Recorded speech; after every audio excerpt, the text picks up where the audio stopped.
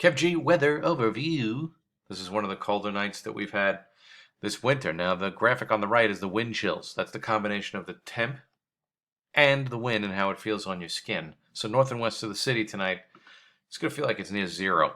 In and around the city and on the coast, single digits. So bundle up. If you've got to go out for an extended period of time, cover up the skin. It is going to be a cold one tonight.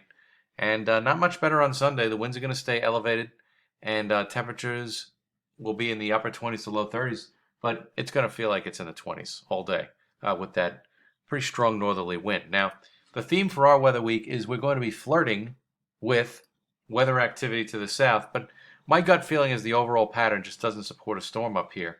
It's going to be one of those things where the overall pattern kind of pushes these storms out to sea, and I'll show you what I mean. This is off the Canadian model.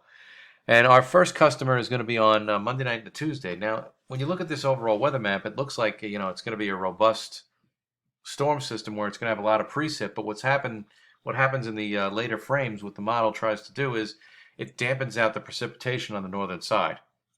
So this storm weakens on the northern side. There's not much precipitation. So what we're left with is for Tuesday into Tuesday night, perhaps some light snow on the order of 1 to 3 inches, and then it's gone. So that wouldn't be much of an event except for like a nuisance snowfall. So at this point, that's what I think Monday night and Tuesday will end up with. And I think the bulk of the activity will actually come into Tuesday. So now we wait for the second storm. Now this one's going to be a little bit more important because you see how all the lines of equal pressure, they come together in a very tight fashion. You can see all those lines bundled up together. And the model wants to develop a pretty significant storm, but this is by Thursday afternoon, Thursday night. It's almost off the coast, and we're getting a glancing blow, if anything at all. So while we're dealing with a more significant storm that will be stronger in intensity, it's still not in the right spot to give us anything on the order of significant snowfall, other than maybe perhaps some high winds for Thursday into Thursday night as it goes off to the south. So it's just something we have to watch. Right now, I would bet against any significant storm this week at this point.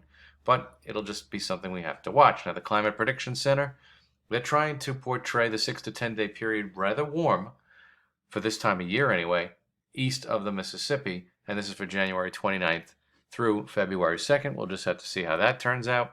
Temperatures this week, what you see is what you get. This is for Sunday. And as we go into Monday, same story, maybe a touch warmer.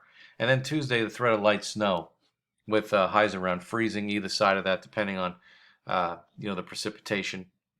And then Wednesday, I think that we'll see maybe the warmest day of the week, but it's highs are around 37, 38. And then Thursday, the winds will be elevated as that storm goes off to the south for the most part. And then Friday, much of the same with highs in the mid 30s. So we'll watch the storm, I guess, you and I together for the end of the week. That'll be the main player in our weather probably.